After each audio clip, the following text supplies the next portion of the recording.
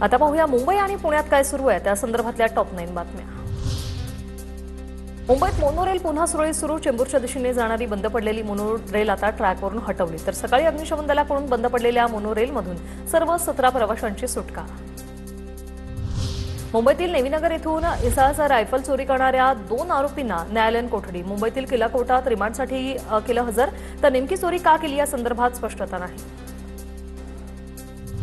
आता अन्विका घाट ते gateway of India metro प्रवासासाठी 60 रुपये मोजावे लागणार आहेत। भाडे निर्धारण समितीला सरकारच्या पूर्व परवानगीने तिकीट दरात सुधारणा किंवा बदल करता येणार आहेत। मुंबईतील कोस्टल रोडवरून सुसाट प्रवास सुरू। मार्च 2024 पासून कोस्टल रोड आता सुरू झाले आणि आतापर्यंत सुमारे 2 कोटी वाहनांचा यावरून प्रवास। सागरी किनारा मार्गाला चालकाची पसंती। पुण्यात वाघोलीमध्ये 1000 रहिवासी असलेल्या सोसायटीमध्ये मोठ्या प्रमाणात पाणी साचले। वारंवार अशी घटना घडत असल्याने सोसायटीधारकांच्या वतीने याच पाण्यात उतरत बिल्डर आणि प्रशासनाच्या विरोधात घोषणा देत आंदोलन करण्यात आले।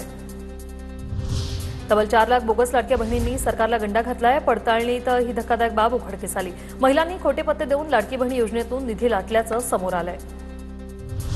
मुंबईतील हिंदू कॉलनीत मॅनहोल भोवती पहारा देण्यासाठी चक्क व्यक्ती बसला। बीएमसी कर्मचाऱ्याचा हा व्हिडिओ सध्या व्हायरल होतोय। उघड्या मॅनहोलमध्ये पडून अपघात होऊ नये यासाठी बीएमसी कर्मचाऱ्यानं मॅनहोलच्या झाकणावर बसून पहारा दिलाय।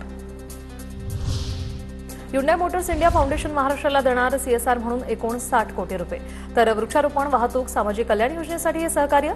उनसुकेन यांनी घेतली मुख्यमंत्री देवेंद्र फडणवीसांची भेट।